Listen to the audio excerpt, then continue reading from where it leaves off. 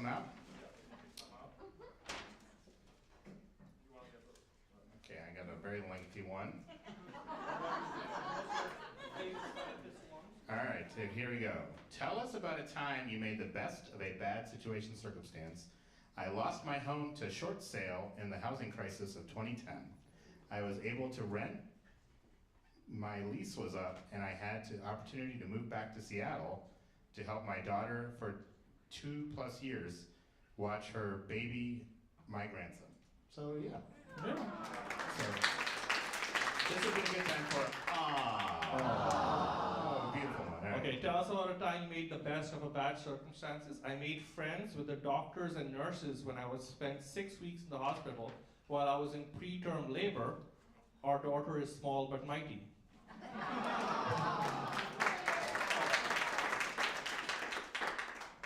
Okay, we have a lot of the other questions, so we're going to try to find the one that a lot of people love to be scientists. So we had two. Oh, I got one. I left a gallon of milk in a trunk of a car while I'm hospitalized for 1 month. My husband opened the trunk and a cloud of flies erupted like out of the Green Mile. I always put the milk away first now. Yeah. There you go.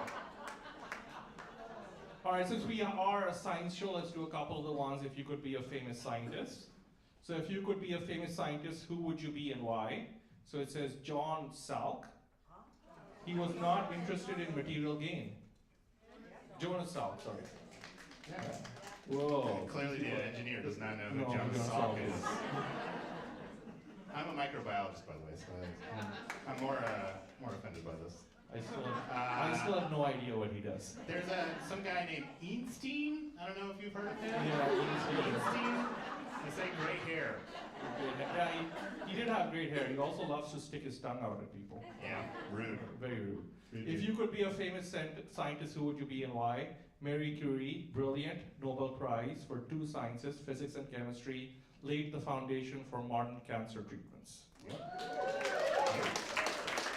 I've got Neil deGrasse Tyson. It would be wonderful to have a higher level of comprehension about this mysterious universe we live in. Oh, okay. That would be good. If you could be a famous scientist, who would you be and why? Galileo, to be convicted of heresy and years later to be vindicated. What's not to be like? Yeah.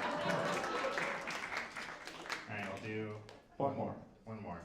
I got Albert Schweitzer, humanitarian, medical doctor, world-class organist. I did not know that. Box specialist, environmentalist, advocating for reverence for life. Yeah. All right. Albert Schweitzer. You could be a famous scientist. Who would you be and why? Rachel Carlson. She helped save our birds. Yeah. Yeah. I just like showing the bird. All right. I think we are ready. Are you guys ready for your first storyteller? We're very excited for our very first storyteller. She is a very successful stand-up comedian. She has won a clean comedy competition, as I've told. And she is a former broadcast journalist, and she is a fantastic storyteller. Please give a warm round of applause for Diva Danielle.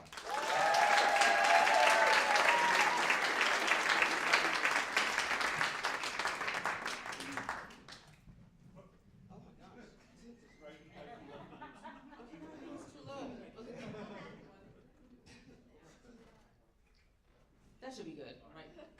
Right there, that should be good. Okay. Well, good evening. When I tell you that 2018 was my year, 2018 was my year. That year, I wanted to be in the best possible shape of my life.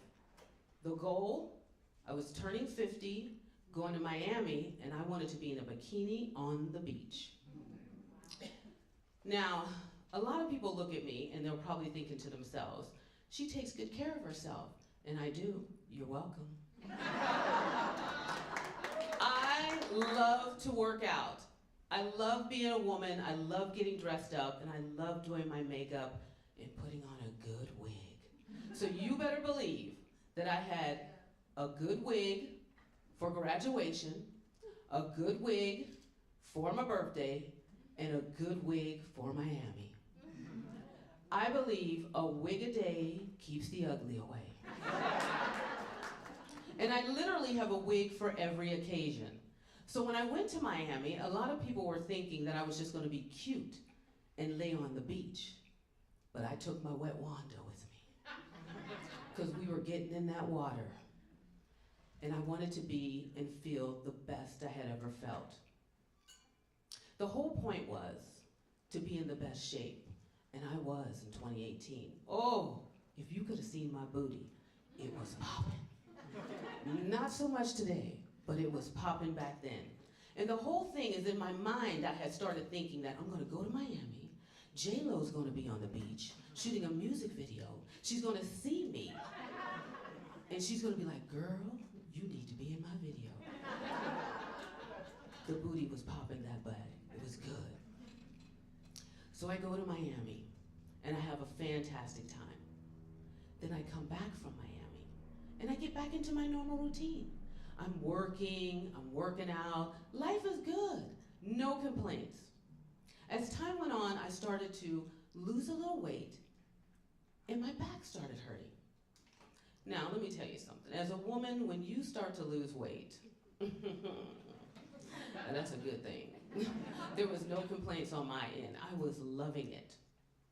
So the months continued to go on. I'm still working, hanging out with friends, but my back started to increase in the pain. But I'm the type of person where I just pushed through it. I didn't even think much of it, and I was still dropping in weight. I was taking Advil and Tylenol, but I could still do everything that I set out to do. A few more months went by, and the weight continued to drop. Now at this point, I was like, ooh, I'm in my Victoria's Secret phase. Nobody can tell me nothing. But my back, it was really aggressive, intense pain. Still, I didn't think much of it. I had a dentist appointment. My dentist said to me when I went, it's just normal conversation, you know, to go get your cleanings and things like that. So he says, well, how you doing? How you feeling? And I said, you know what? I'm not feeling all that great, to be honest. My back is hurting and I've lost some weight. And he says, yeah, I'm looking at you and you're kind of thin. He says, are you okay? And I'm like, yeah, I'm doing pretty good. You know, I'm just managing it. Been taking Advil and Tylenol. And he says, you remember that procedure I did on your teeth a few months back? I said, yeah. He says, well, your gums are not healing like they should be. It's telling me that something is off with your health internally. He said, have you been sick? I said, no, I'm telling you, I'm still working out. I'm just in pain. My back hurts and I've been losing some weight. He says, well, I tell you what, why don't you do this? Give your doctor a call and see what he has to say. And once you find out what he has to say, then let me know. And then if it's okay, then I'll proceed with doing your teeth. But for right now, I don't feel comfortable going any further simply because your mouth is telling me that something internally is off with your health. I don't want to scare you. I don't want to alarm you. Now, most people would be shocked by this. But for me, I was just like, okay, I'll figure this out. Because I always find a way to resolve a problem and push through. And I did not see this as a problem. But I did call my doctor. And I explained to my doctor, I said, well, my dentist said he won't work on my teeth because he says internally there's something off with my health. And I'm not gonna lie, I said I've lost a lot of weight and my back is so sore. So my doctor said, well, I'm curious about the weight loss.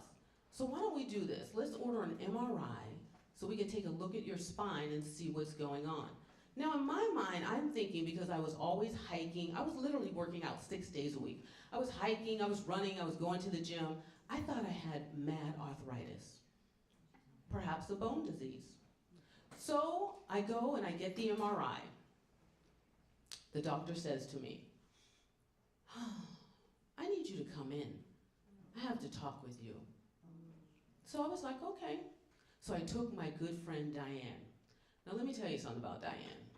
Diane is a no-nonsense, tell it like it is, straightforward kind of woman.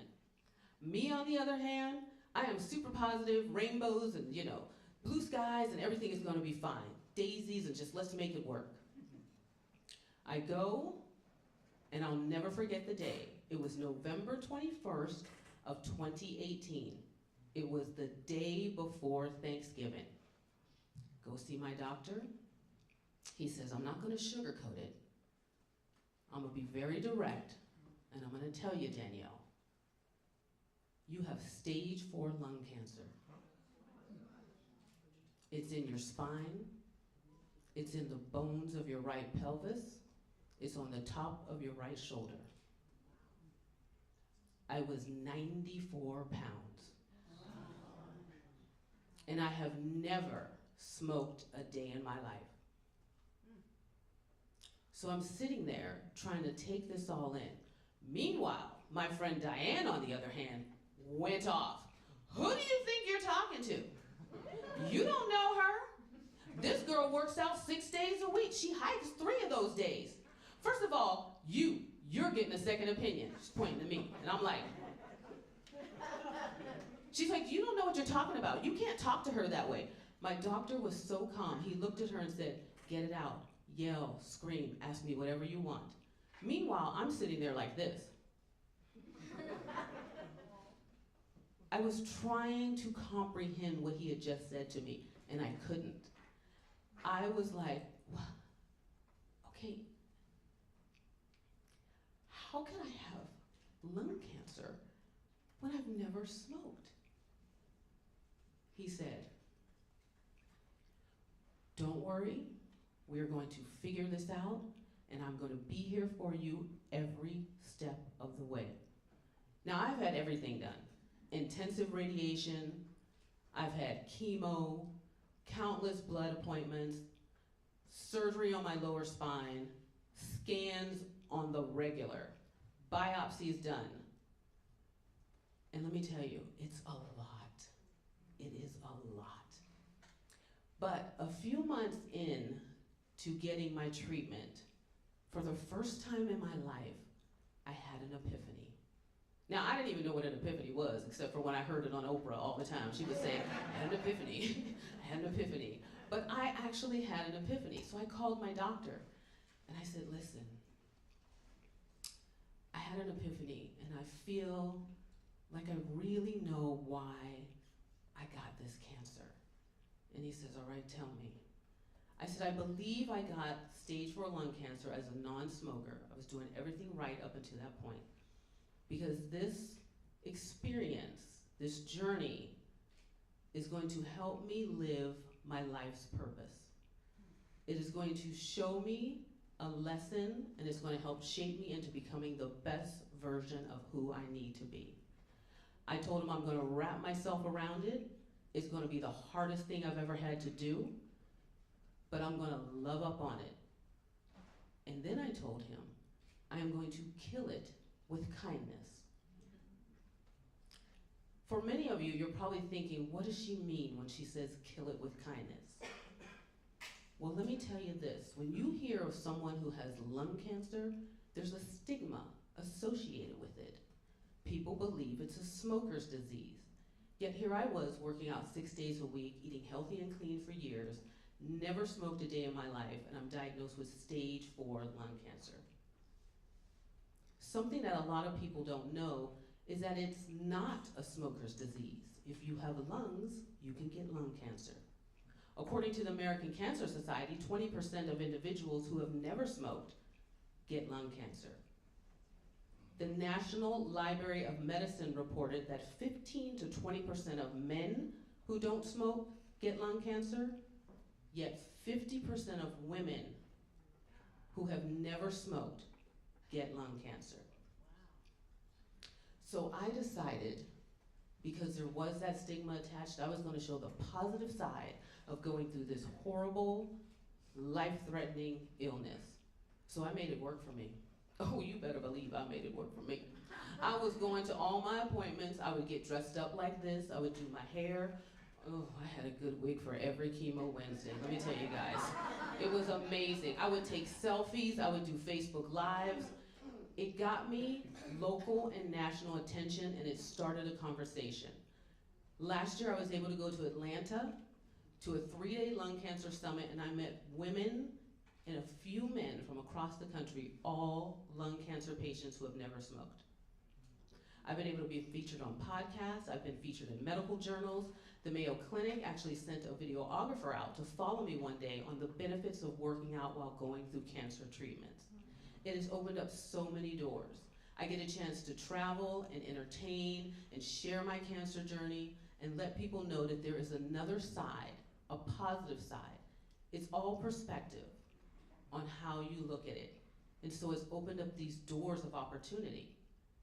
So I like to tell people that it's not just being handed that sour life lemon, but it's what you do with it. So when I get an opportunity to do things like this, I like to tell individuals, I am a professional lemonade connoisseur. Because I have mastered the art of turning a sour life situation and make it into sweet success. My name is Diva Danielle. Thank you so much. Diva Danielle, everyone.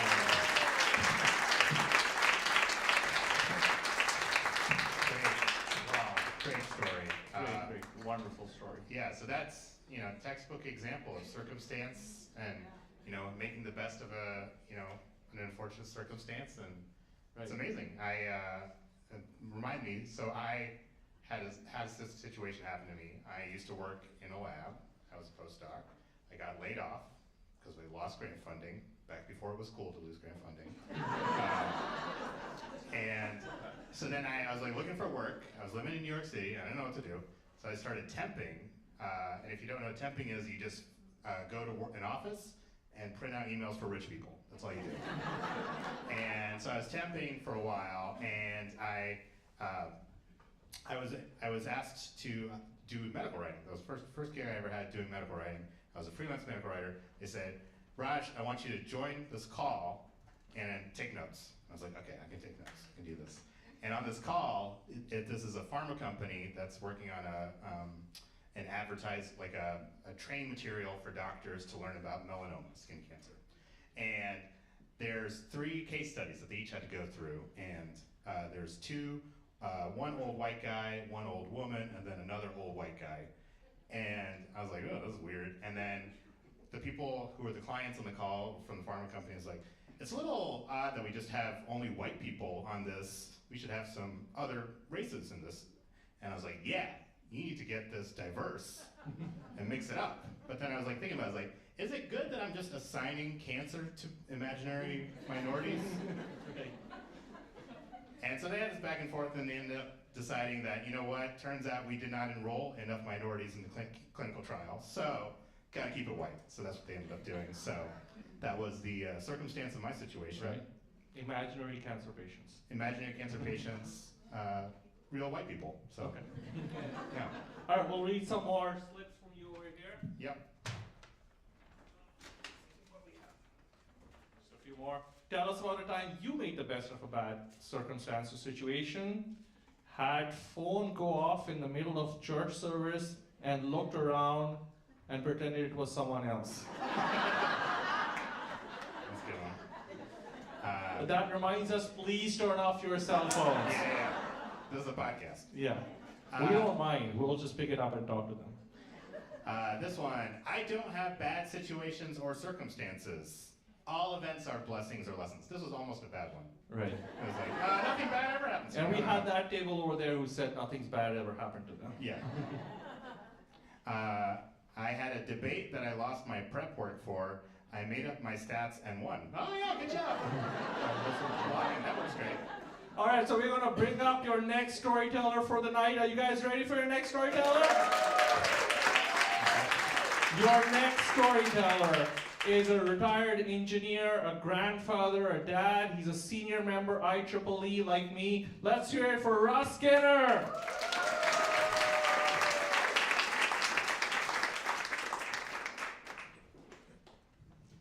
Good, thank you. My dad and I had a great relationship.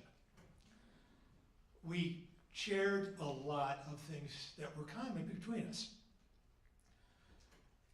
He was in my life more so than I think many dads are. And it's because of what happened to him when he was a kid that happened. My grandfather, his dad, passed away at 11. And he had to find his way in life without a father. He was fortunate in, they found a relatively new group called the Boy Scouts. He joined up and jumped in with both feet. He had the role models, he had companionship, he had fun things to do. And he ended up earning his Eagle Scout badge. And he, I think, made a pact right then that he didn't want his son, assuming he had one, to have to go through that. So he and I were pals together. We built electronic stuff together.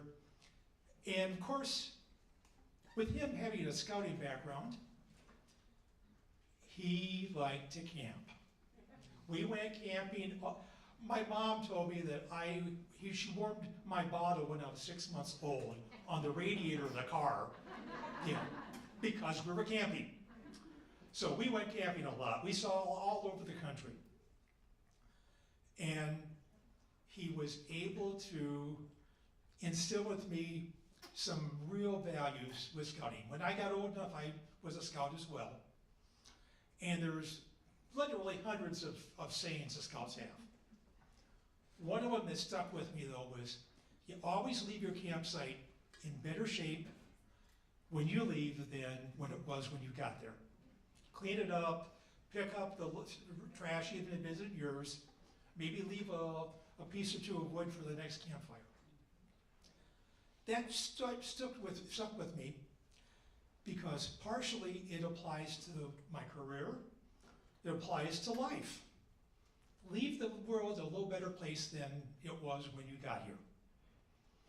Now I graduated from college, got my degree and all that, and I started working, my first job out of college was with a furnace manufacturer, made big industrial furnaces.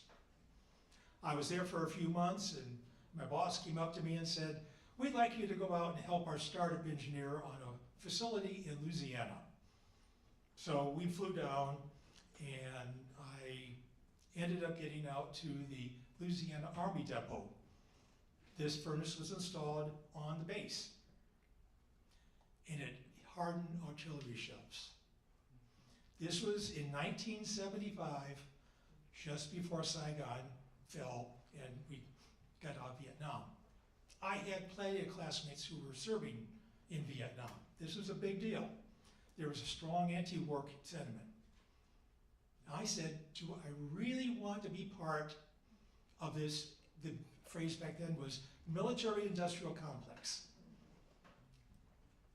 I went and did my job that week, but it always was something that was in the back of my mind. Something that the things we did, what we hardened, destroyed targets and can hurt and destroy people. So I felt that I had scored, I go back to my baseball analogy. I'm a big fan, if you've ever heard of the Toledo Mud Hens. Yeah, okay. I'm from Toledo, that's my team. So I go to that baseball analogy and said, well, I scored a couple runs. I got my education, I had my, at that time it was called the EIT, it's engineering training. It was on the way to get my professional engineering license. But life had a big inning against me. I felt that this was something that I couldn't live with, but I had to live with. But I never worked another government project the entire time I worked in my career. I did commercial, I did consumer products. I have one of the first smoke glass Pyrex cooking tins, 11 by 17, that was ever made. It was part of what I was working on. I did insulation for walls. Think pink stuff. I saw more pink than I want to know.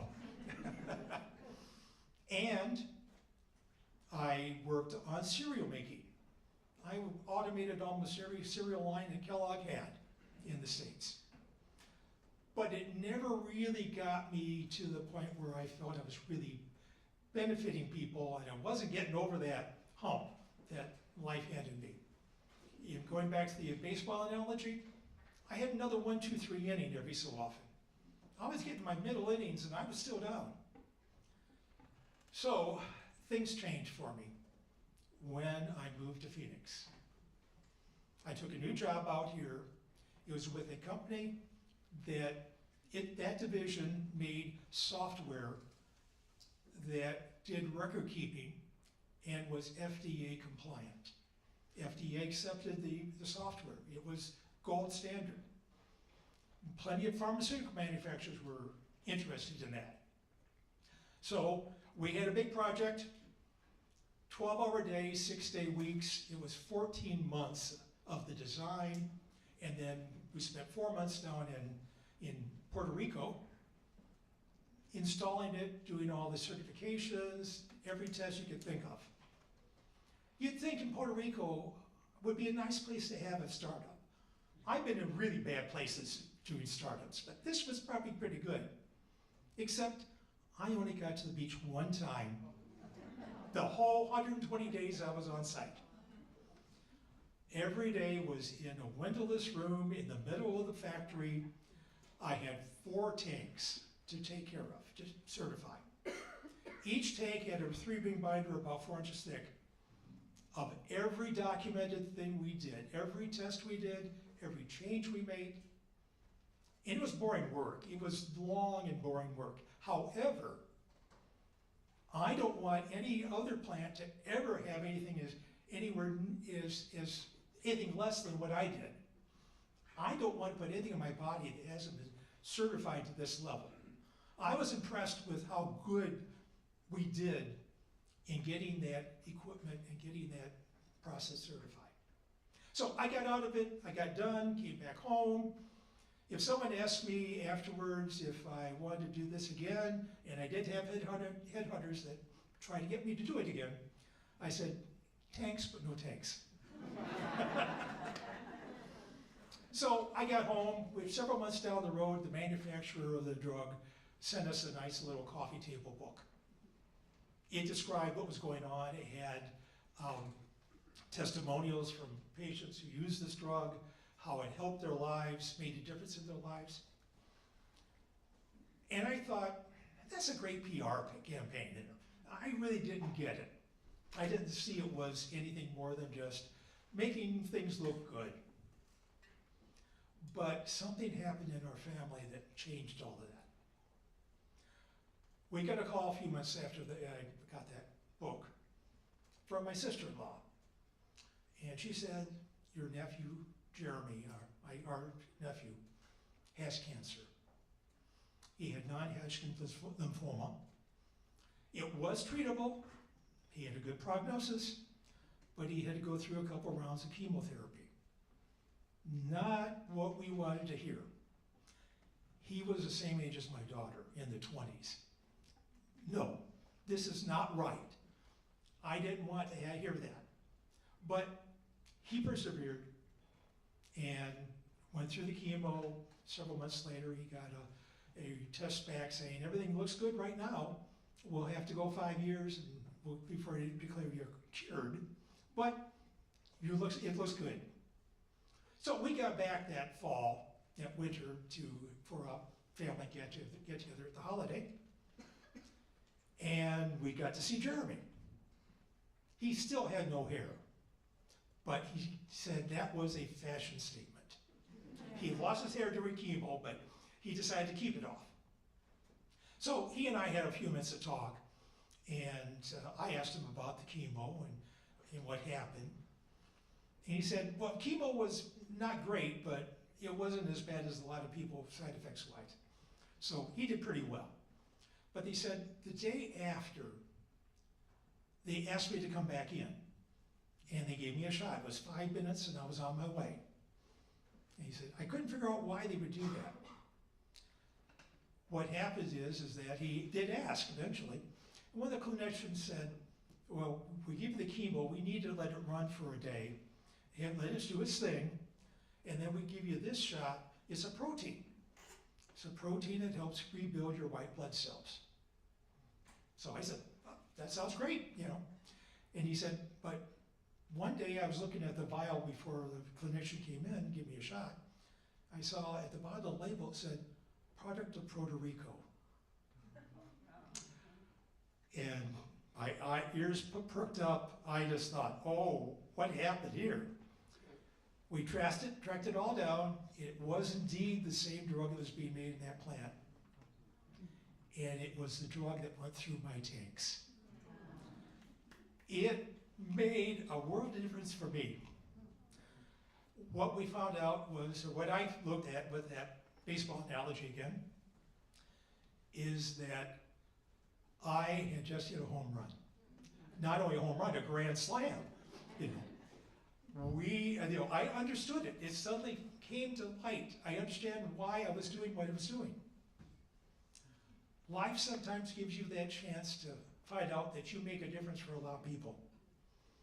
You know, there's 80,000 people a year, the last numbers I saw, they get non-Hodgkin's lymphoma. A portion of those people get that drug that I worked on every year. You might not make a big change in the galactic scheme of things, but for individuals, you make a big difference. It's life or death sometimes. I was blessed being able to know that I did that at least once in my life. Thank you.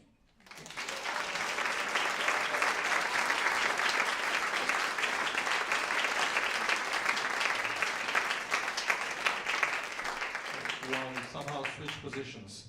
Yeah. I thought that was, you wanted that one. All right, that's fine. You wanted the limelight, you said.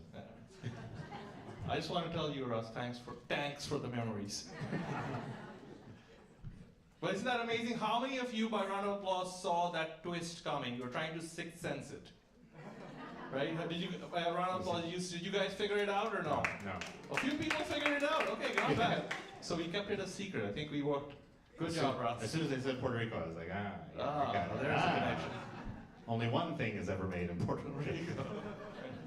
I have that happen to me all the time these days. So now I work for a satellite communications company that provides internet for airplanes. And people always come up to me and ask me, we used your internet.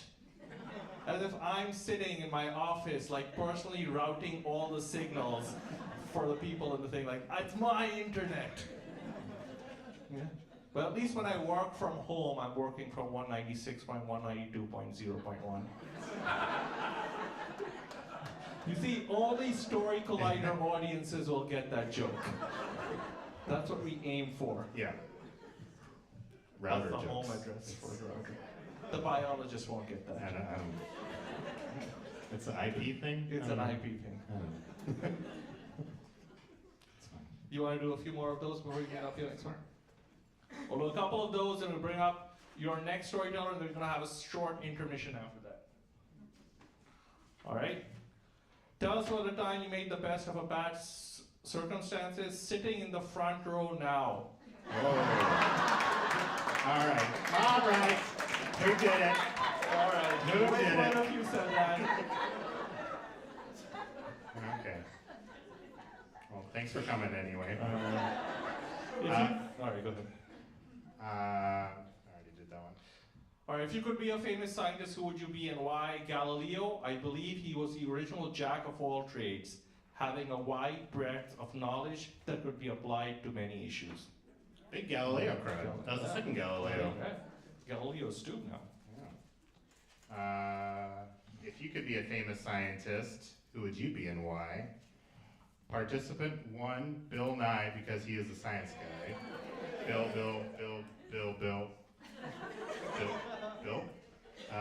Number 2, Darwin, scientists all over the world mailing you specimens. I don't recall people mailing Darwin specimens. All right, why don't you introduce the next storyteller? Yeah, let's introduce the next. You guys ready for your next storyteller? You guys ready for your next storyteller? Yeah. She is a doctor. Yeah, she just got her PhD in December of this year. She is now a presidential postdoctoral fellow at ASU, studying the mysteries of the universe. Please give a warm round of applause for Saira Hamid.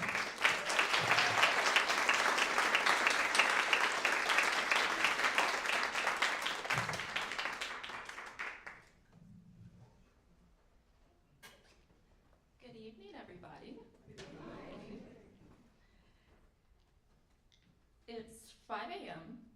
and I wake up to the dark, foggy morning of Costa Rica. I'm really nervous for what today holds. It's going to be a very long and arduous journey. I get up out of bed, I go brush my teeth, I put my hiking clothes on, I put my hiking boots on, I put my backpack on, grab a lot of water, grab a bite to eat, and I embark on a 15-kilometer journey up the tallest mountain in Costa Rica, known as Cerro Chiripo. About 4.5 hours into the hike, my body is exhausted, to say the least. My legs feel like they're going to give out at any moment.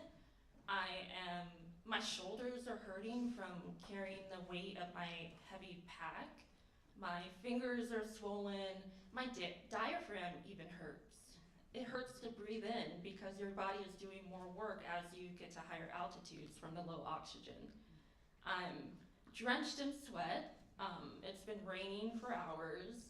It may have even hailed. And my body just begins to go numb eventually. And the only thing keeping me pushing forward is my mind. And I begin to drift off. And the first thing that comes to mind is anger and frustration as to why I even agreed to do a hike like this. I'm regretting all of my decisions, and I don't really understand why I'm doing this. As a planetary scientist, my work involves understanding Earth and the environment here on Earth to better understand the environments of other planets, like Mars or Venus.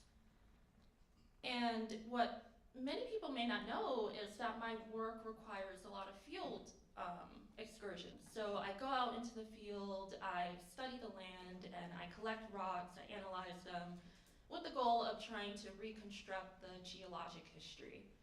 And I was in Costa Rica for an undergraduate study abroad trip where we were going to unravel the geologic and volcanic history of this particular mountain as well as other locations throughout the region of Costa Rica.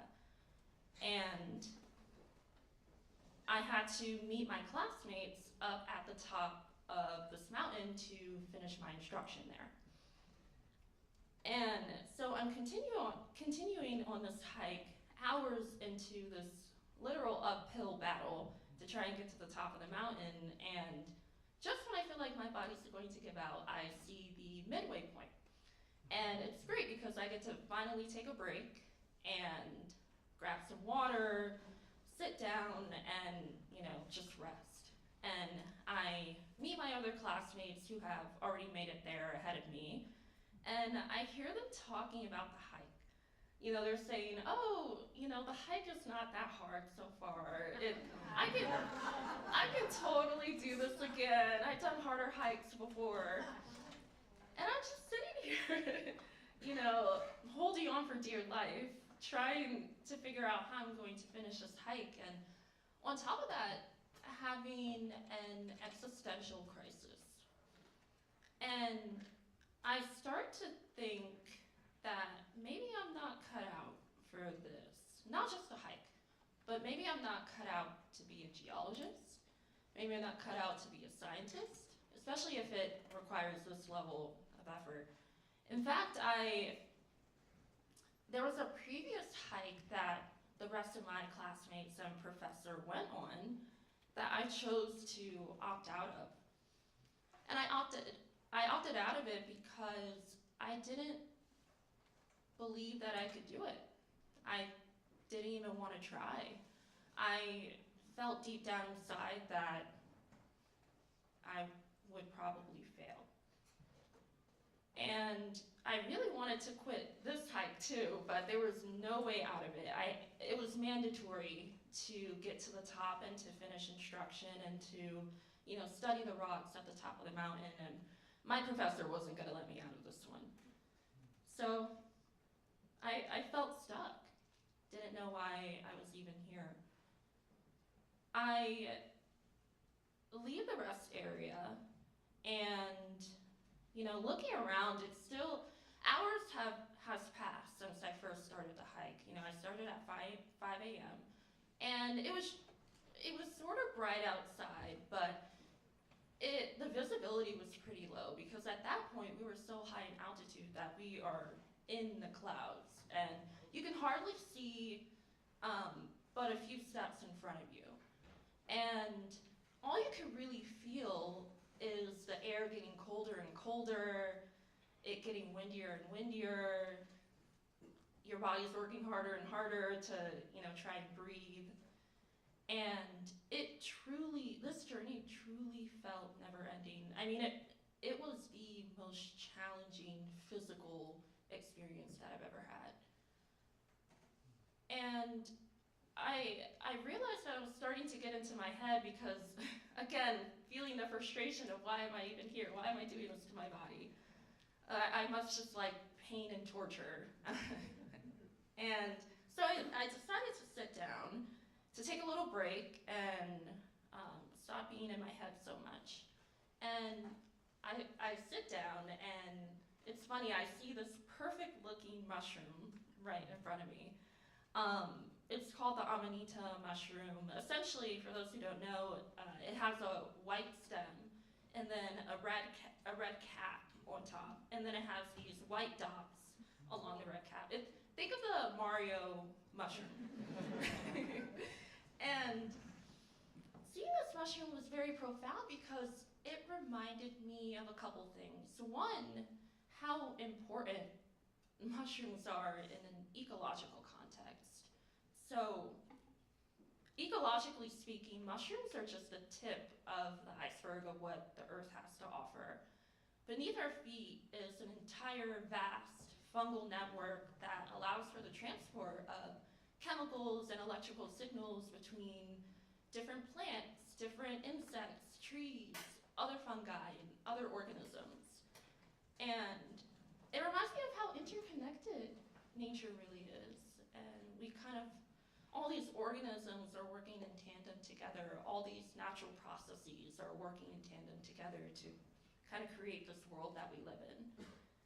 And then seeing the mushroom it kind of reminded me of a profound experience I've had in the past.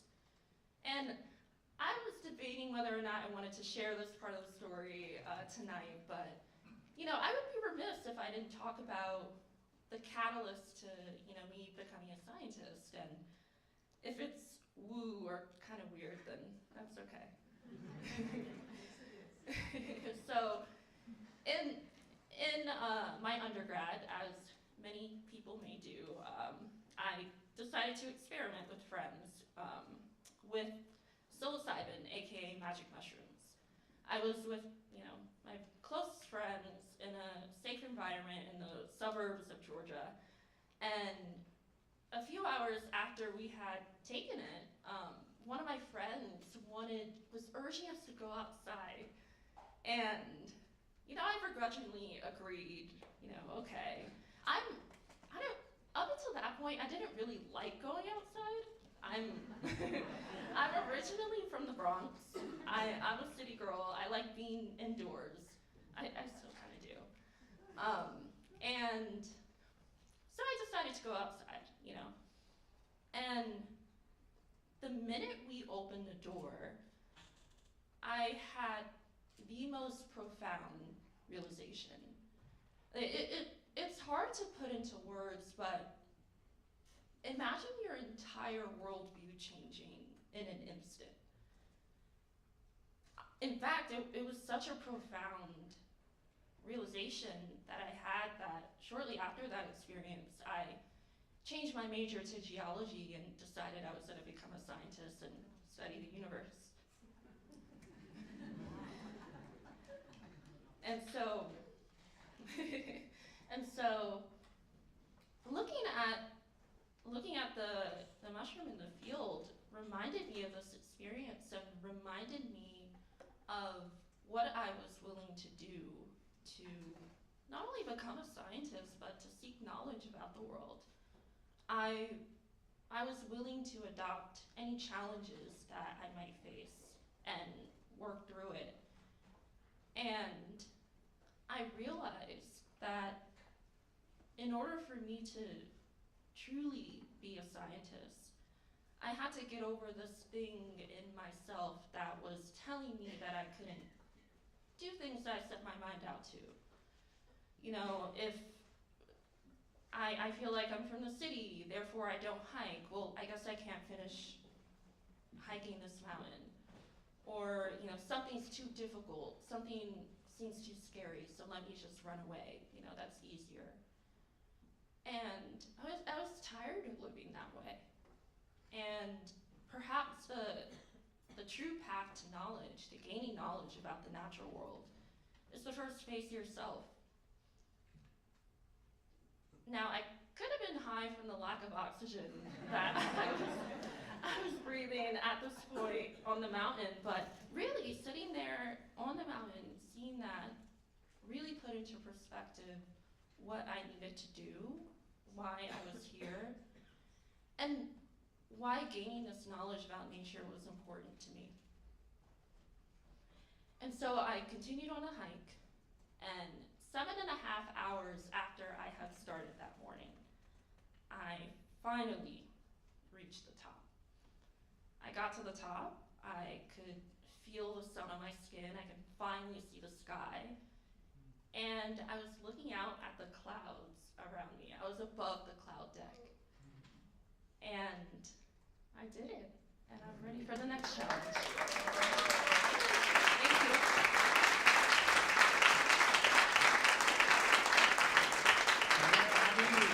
Sarah, Hamid, come on, keep it going for her. She's a real rock star. Yeah.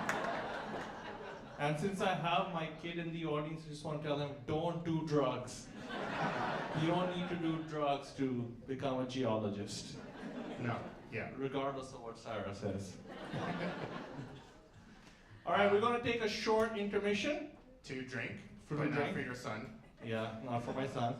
We'll take a 10-minute intermission if somebody wants to use the restroom. Then we'll be back with 2 more stories before we have a Q&A at the end. So please stick around. Thank you very much. Yeah, thank you. Bye.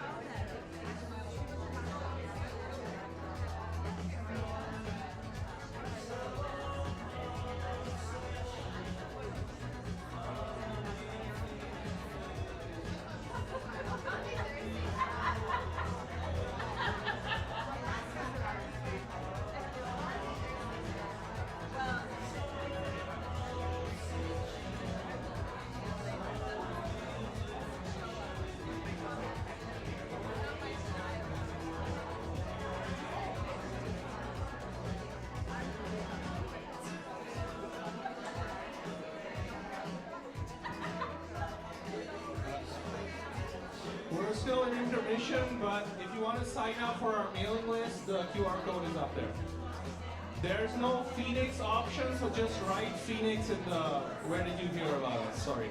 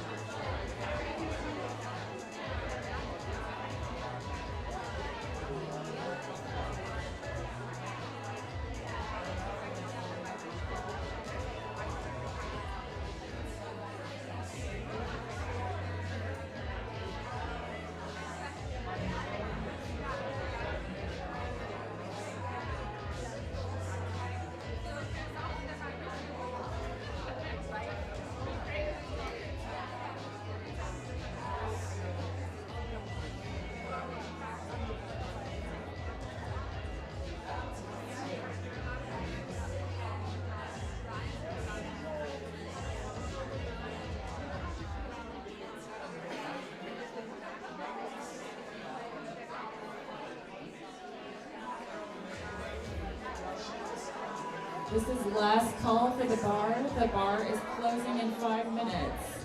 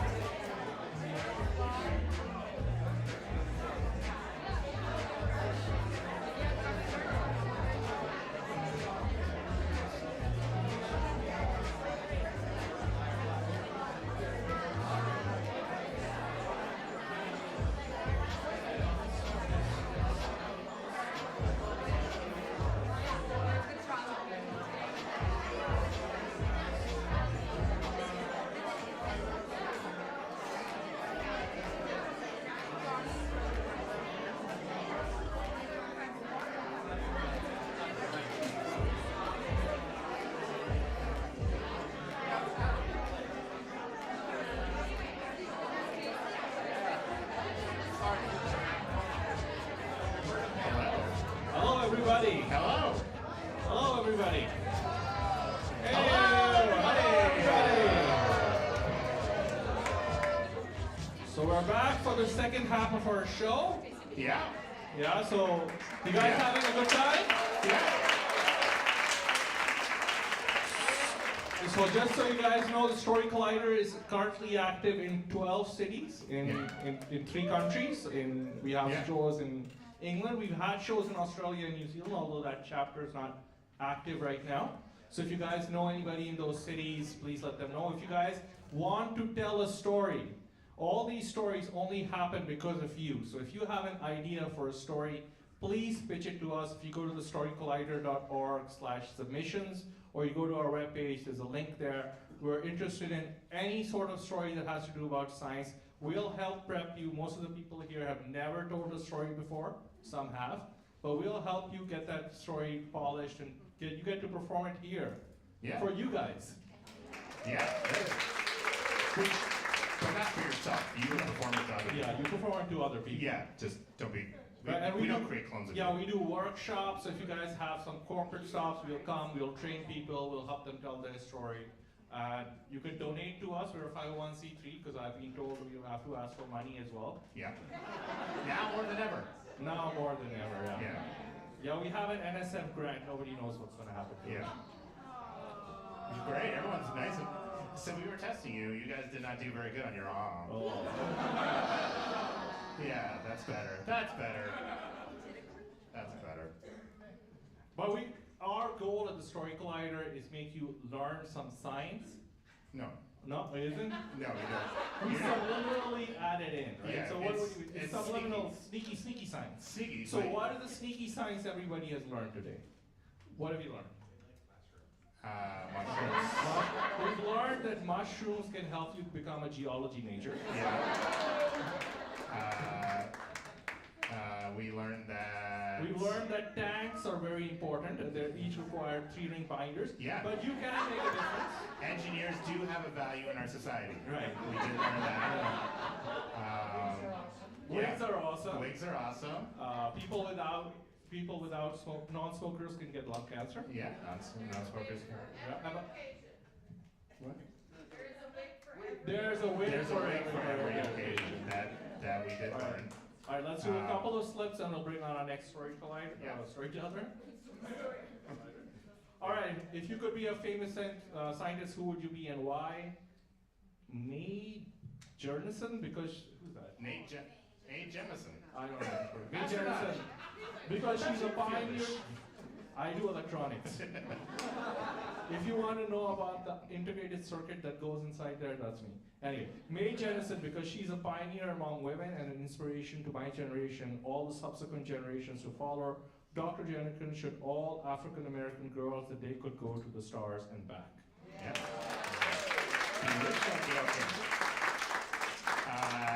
Hedy Lamarr, because she was an actress and a gifted scientist who invented frequency hopping.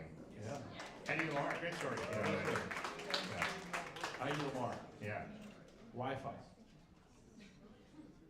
Okay, tell us about a time you made the best of a bad situation or circumstances.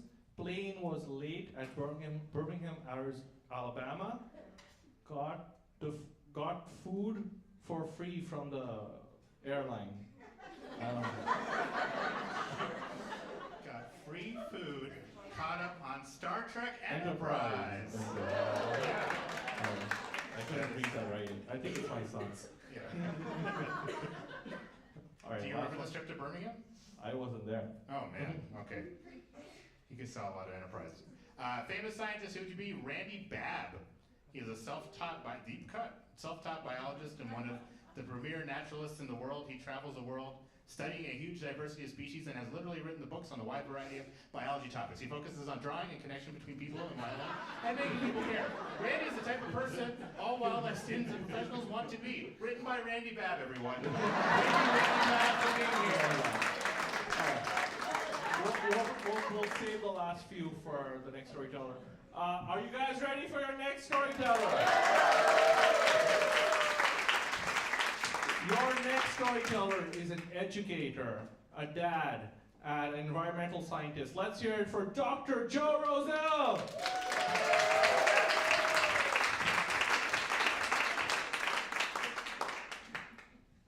Thank you. Welcome, everybody. Did you hear that? Yeah, no, I'm having an internal dialogue. Okay. Let me start again, reset. Did you hear that? Yeah, I heard it. You know what this means, right? Yeah, I know what it means. It's my turn to get up. You see, my wife and I had this deal. Whenever we heard a tap at the door, a cry from one of our kids' bedrooms, or a noise, inside or out, we took turns getting up. We had to do this because I am the world's best fake sleeper. This system actually saved our marriage. So as I got up, trying not to twist my ankle, trying not to stub my toe in the end of the bed, I didn't realize that when I went downstairs, I would see something that would prompt me to ask a question that I couldn't answer for 10 years. Clink, clank, plop. There it was, again. It has to be the dogs. I accidentally left the trash can out again. I know it. It has to be the dogs. As I go to the top of the stairs and look down, I notice the lights are on. Did I forget to turn the lights off? I know I turned the lights off. You know what? It has to be the dogs. As I walked down the stairs, I saw my first surprise for the evening. At the bottom of the steps were two wagging tails. It wasn't the dogs. I opened the gate that separated the upstairs and the downstairs, and one investigator became three. We started walking to the kitchen, and the lights were on. Click, clank, plop. I could see through. There was nobody in there. What is going on? As I rounded the corner, I looked down and I saw it. My son with trash everywhere. Now, if you've never had a conversation with a 9-year-old, don't ask close-ended questions. Big mistake. I looked at him and I said, "What are you doing?" And he, of course, looked back with those big blue eyes and said, in a way that indicates it should be obvious, "I'm sorting the trash." "Why are you sorting the trash at 1 o'clock in the morning?" "I promised my class I would." "Why did you promise your class that you sort the trash at 1 o'clock in the morning?" "I don't understand." "Well, we were learning that if you take certain things out of the trash, they can actually be used again, and it helps the planet." "Oh, like climate change." That's when I realized that I had to shift from a dad and an educator to a student or a friend. So I sat down with my son on the floor and we started sorting trash together. I learned a system. The cans go here, the plastic goes there, and the food scraps go over here, which I didn't get right away. Why are we saving our old food? What are we gonna do with it? "Well, Dad, if we don't send the food scraps to the dump, it won't produce as much methane. That's a good thing, right?" "I guess." After about 5 minutes, we finished sorting the trash. We washed our hands and started walking up the steps. I was very proud of my son. He learned something and he took immediate action. He did something that I currently phrase as a COO for a nonprofit. He closed the gap between information and action. And that's when my first realization hit me. Why did he take action? I knew everything that he was talking about, but I was never compelled to take action. The next hard realization was, how did his teacher inspire my son to get up at 1 o'clock in the morning? I mean, I was an educator, and that hit me really hard. I couldn't remember the last time I inspired a student like that, and it bothered me. How can I do this? How can I get my students or the people I work with to act? Well, flash forward 10 years later, and I'm a COO of a nonprofit that goes out and advocates for climate-smart agriculture. We also advocate through our curriculum that kids engage in STEM. We feel that we need more young people in this space. It's really important, and yet, often as I was creating our core values of closing the gap between information and action, I still didn't have an answer. I often thought about sitting down on the floor with my son and trying to figure out what spurred him, what happened. So you know what? I started reading lots of books. Awareness is key, right? Yeah. I don't know if you know this or not, but there are over 3,000 books on climate change every year, and all the graphs are still going the wrong way. So there's a piece missing. It's not just awareness. I've been to conferences all over the world and I've interviewed people. And after the conference, I get excited and say, "What's your course of action?" About 90% just don't know. I I didn't realize that I was going to answer this question when I went to Malawi, Lukuni in Malawi in Africa. It was a transformational trip. My boss got me to go because he said, Joe, do you want to escape the heat in Arizona? And I said, absolutely. Where are we going? We're going to Africa. If you don't know, it is cooler in Africa, but there's no air conditioning and it's not that cool.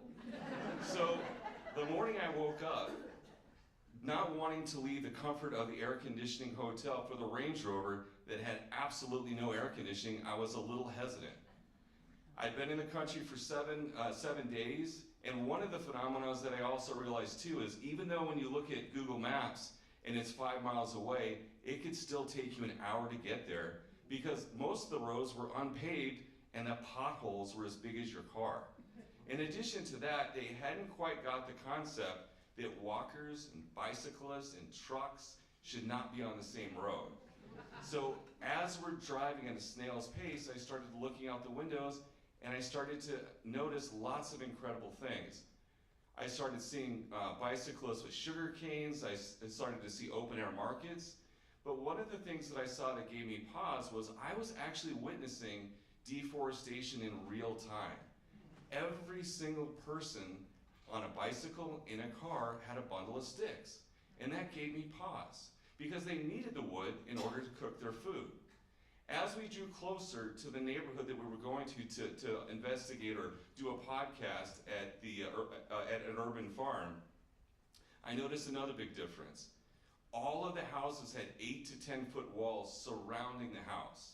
So you didn't know what was on the other side, so the anticipation was building. I remember pulling up to where we had to go. The driver tapped on the horn twice, the metal gate swung open, and we went in. I was introduced to the farmer who had on a colorful shirt, but what I'll always remember about him is his kind, warm smile. And within seconds of hopping out of the Range Rover with my camera, I started noticing all the differences between that backyard and my backyard at home. There were plants and bugs and birds everywhere. You can actually smell the organics. And I remember when I got back, my wife asked me, like, well, describe it. I said, the closest I could probably get is when we go to Home Depot, but that's 1/10 of what you experience. It's just not the same. As I walked around, I realized there's small plants, big plants, there's trees everywhere, and that's when it hit me. This wasn't just an urban farm, which was about 1/8 of an acre. This small hub utilized every single space. This was a hub for the entire community to grow food, which was absolutely incredible. We pretty much right away when we started filming the podcast assumed our role. In my nonprofit, we like to walk beside people and celebrate what it is they do well and give them resources and connections for things they need to improve upon. As you travel, I think it's important that you realize every place has a strength and you need to go beyond recognize it, you need to celebrate it. So as we were walking next to the farmer that owned the property, we were celebrating his accomplishments, his hand-dug well, his paths, all of the great plant life and animal husbandry that was on his farm. And then it happened. I turned the corner and I saw this massive blue tarp with this huge pile of corn on the cob. And there were 2 gentlemen over there that were picking up the corn and using the corn cobs to knock off the corns off the dried out cob. Now, of course, when they did it, it was a steady stream of corns falling right on the tarp. I don't know why I was mesmerized, but I absolutely was. So I went over there and started filming. Of course, I had to get my B-roll, and they saw that I was fascinated by it. So they asked me, do you want to give it a try? And I thought, oh, of course I do. How hard could it be? So just at that moment, the farmer turned around and tapped my boss on the shoulder and said, watch this. So they gather around and I pick up 2 ears of corn and I start to rub them side to side. And the farmer asked me, are you trying to light a fire? No. I couldn't figure it out. After they let me struggle for a while, eventually I started to see that they would leverage 1 ear of corn off the other and the kernels started to come off. Of course, when I did it, it was like I was inside of a popcorn machine. Kernels were going everywhere. At this time, I didn't care. I just wanted all the kernels off my cob so I can move on. After I was done, they were very gracious. They were very complimentary. I took my 2 empty ears of corn and I put them down. And I started to walk away. I had so much fun, I didn't realize that I left my camera behind. So I turned around, and then I noticed it. These gentlemen were picking up the kernels of corn out of the dirt. And I must have looked surprised. And they said, well, what's wrong? Do you have a question? And I said, oh, I'm sorry. I just thought if the kernels of corn fell in the dirt, they were just garbage.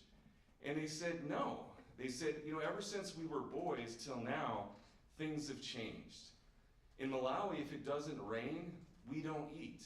So we save every kernel of corn to make sure that if the rain doesn't come, we have something to eat. And they said sometimes that's not even enough. And that's when it hit me. I'm from a country where 40% of the food we produce, we throw away. I've never gone without a meal. I've always had a cool bed. Climate change never impacted me. I never had that sense of urgency. And so I thought to myself, closing the gap between information and action, that's not what it's about. It's really closing the gap between these two communities. The community that uses most of the resources and the communities that feel the most impact.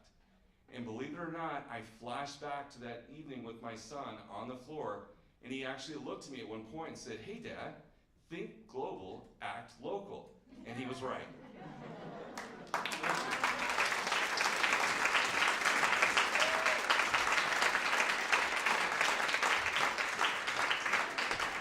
Joe is for Joe. Yeah.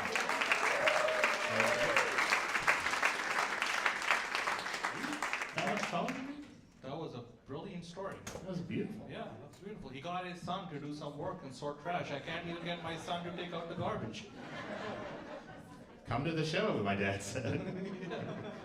Yeah, I figured out how to tell my son to take out the garbage using program management.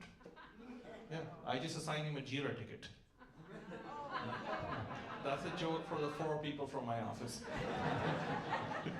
Is that why he doesn't take out the trash? You gave him a Jira ticket? Yeah. Make it a task. You have to put a story point.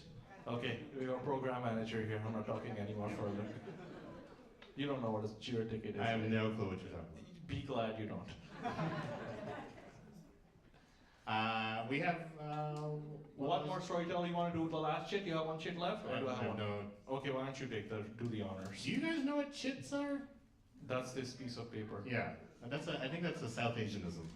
Okay. all right. Yeah. It sounds like you're saying shit, which you're not. Look at these chits, man. I got so much chits in these bags. Okay. If you could be a famous scientist, who would you be and why? Aristotle. He lived during and died an amazing period of early scientific innovation. Yeah. All right. Are you guys ready for your final storyteller? Final storyteller. Yeah. So please, we're in for a huge treat. This last performer is an award-winning storyteller. She's a 2-time Moth Story Slam winner and a staple of the Tucson storytelling scene. Please give a warm round of applause for Mary Jo Pollack, everyone.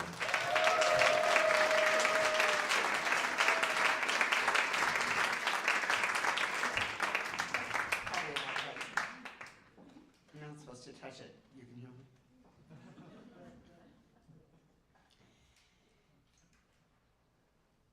I'm in the PET scan tube, listening to classic rock, because you're in there for like 45 minutes or to an hour. What do you want to listen to? Classic rock. I grew up with it. It's my thing. And it's a 2-day operation. So today I'm being tested for tau, and tomorrow for amyloid. Those are 2 protein plaques that build up on the brain and cause Alzheimer's disease. Alzheimer's disease is my greatest fear. 3 generations of women before me died with Alzheimer's disease. My great-grandmother, my grandmother, and my mother. I didn't know my great-grandmother. She died before I was born, and I'm actually named after her and wear her ring. But I knew my grandmother very well. She only lived about a mile from us when I was growing up, and I'd ride my bike over it. They had a big backyard. She was always in the garden. There were tulips in every color, lilacs blooming us in St. Paul. So the Midwest, and this garden was vibrant 9 months out of the year when it wasn't covered with snow.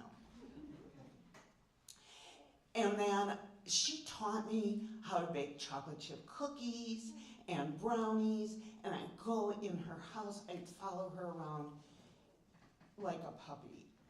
She always looked beautiful. She had gray-green eyes and blonde hair that she wore in a French twist. She was always left the house dressed impeccably, makeup, and the shoes and purse always matched.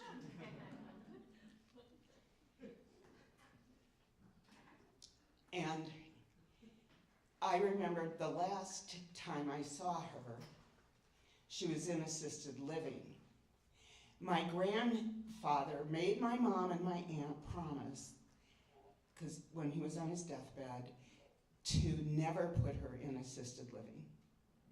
But that is impossible not to do sometimes. So I came out from LA to St. Paul, I escaped the snow, and to pretty much to visit my grandmother.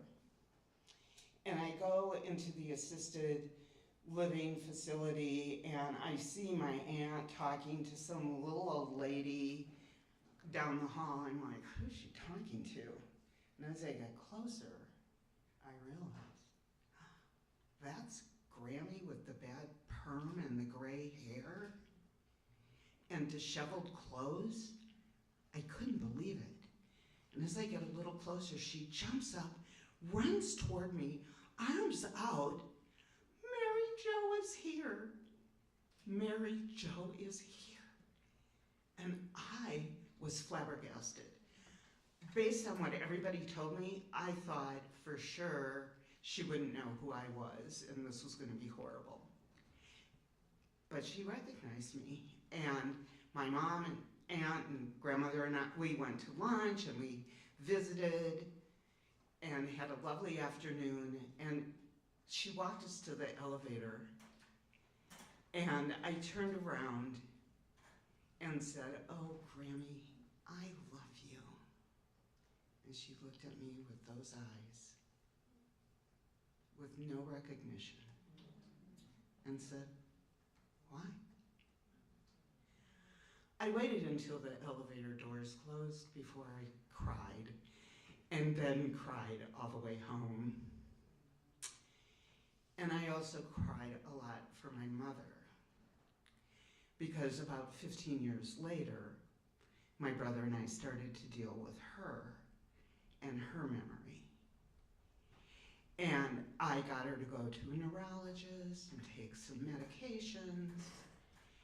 Fortunately, oh, and then we were making arrangements to move her into an assisted living that had levels of care. And she signed a new lease in a new building for a year. But her boyfriend, Bob, lived down the hall, so there was going to be some oversight. I wasn't living in LA anymore, and my brother worked, and you know. And so, okay.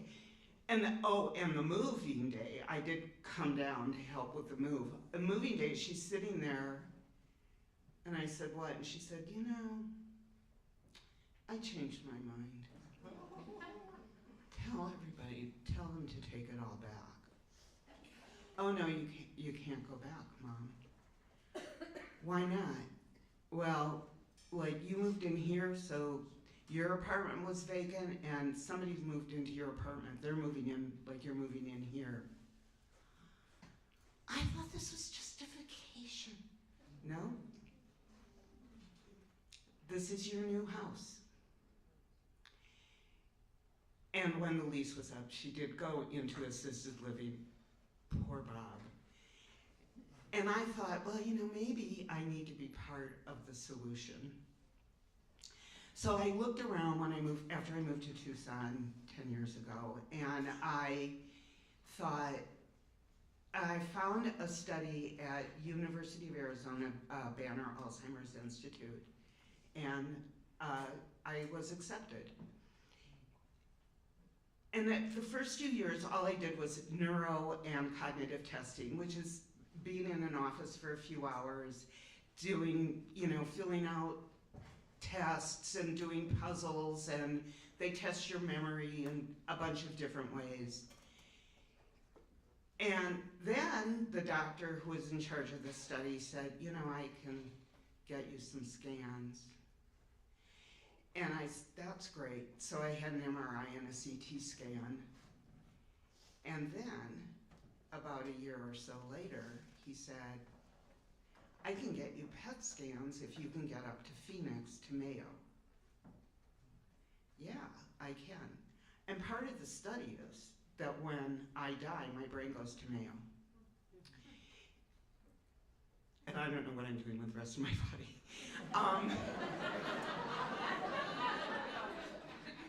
I told my lawyer to put it, that they could just throw it in the desert. So I get in the study, and the scans, they're clear. And then about a year later, so I can get the PET scans. So and the PET scans are definitive tests for Alzheimer's disease. One day you get a dye for tau, one day for amyloid. And a few months after this, I had this PET scans. For real science, that's positron emission tomography. And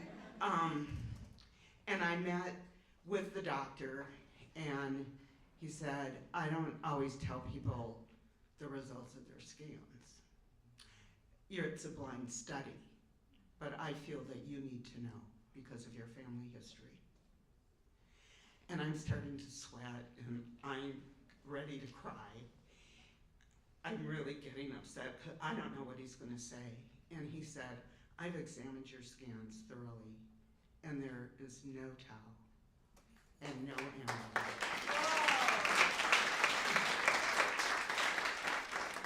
And because of your family history with your great-grandmother and your grandmother and your mother, Mayo is really excited to get your brain. Well, you tell Mayo they're going to have a long wait.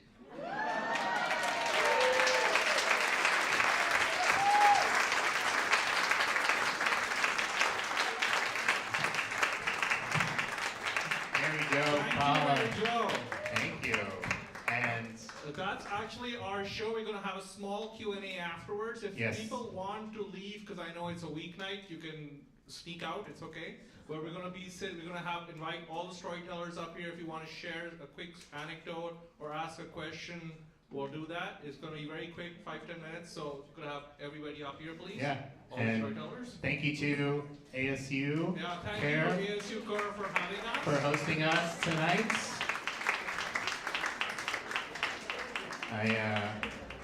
Look at that, hosting and moving chairs, everyone.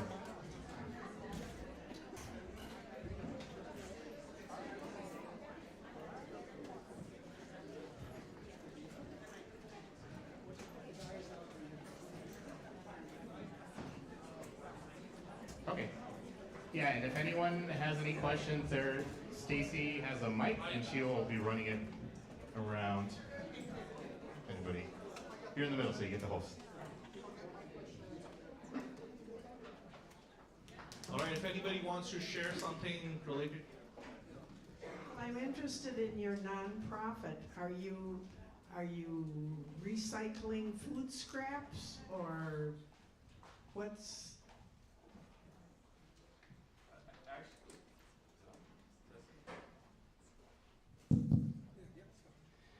Actually, the main function of urban farming education is to advocate for climate-smart agriculture, but we believe that we're better together, so we partner with a lot of other groups.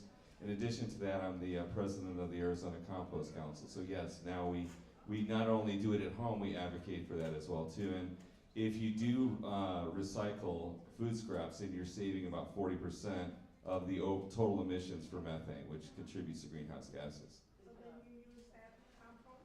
You use it to compost, and there's great products out there. If you're wary of it, we use a mill bin, which is actually a food dehydrator. They'll come up, they'll take the scraps and put it, use it in the fields to grow vegetables. So it's a great circular economy here in Arizona. All right, so basically it deals with a lot of chits.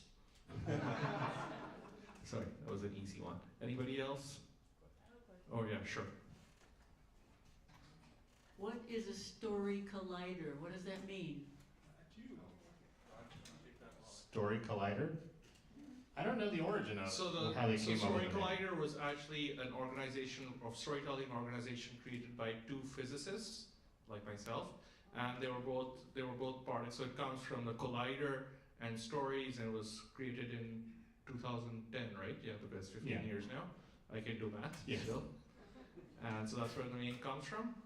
And I thought it was something more complicated than no, it was just particle Brian, collider, it was just story Brian collider. and Ben. Storytelling, particle Yeah, if collider. you're ever in New York City, go. Story collider. There's a place called Caveat, which is it's a bar on the Lower East Side. East Side? They have, and they have the same rug. They have the same rug. Yeah. And they do a lot of science, entertainment programming, and that's the Story Collider's home. Yeah. And it's actually owned by Ben Lilly now. Yeah. The founder of the Story Collider. And yeah, little anecdotes. Anybody else? Any questions?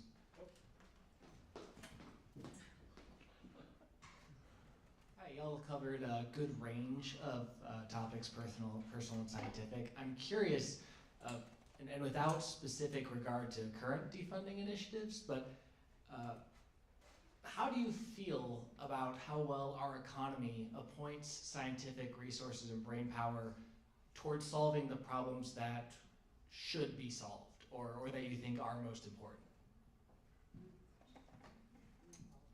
We'll let Saira answer that. And I no longer work on government grants, commercial, so it's fine. Although half my company does. So. I work for pharmaceutical companies, so you're welcome, everybody. I used to work on a lot of government projects, and trust me, we can't live on 15% overhead, because I wrote those grant applications.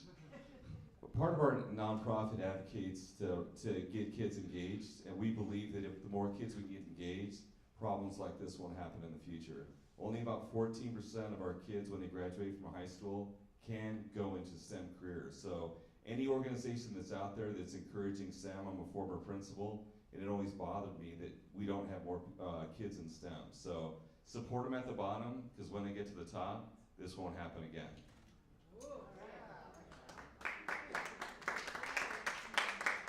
Regarding Alzheimer's disease, there's no prevention and no cure. So we would like some STEM people to look into that a little bit to help for the future. There's a few drugs that like retard it for a couple of years, but they're not very good. And if you want the research studies done on them, contact Raj. Yeah. And then if you want grant funding, differently.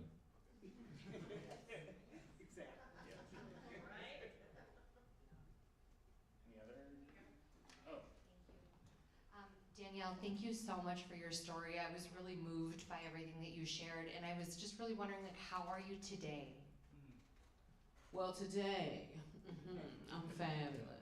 No, in all reality, I still have it. I just live my life like there's never anything wrong with me. I still work out. I just incorporate it into my life. But about 5 months ago, I had to have radiation in my spine because it came back. Next week, I'm getting a biopsy because I had a recent PET scan, and it's actually moved from my right hip to my left hip. And the spot in my lung where everything originated has gotten a little bit bigger, so they're going to do a biopsy to see if I'm available for any clinical trials. But my doctors have said my bones are producing something that the cancer like. It's never gone to any of my organs, and it stays in the same spot. It's like a triangle from the lung to both hips to the top of the shoulder to the spine. So I just sort of manage it, live with it, and just sort of work it out. I always like to tell my doctor that my cancer cells are a group of 4 white men who drive around in a golf cart. They got a taste of this chocolate. And they found the best cul-de-sac on the block, and they ain't going nowhere. So they love it. Yeah, so it's perfect. Yeah.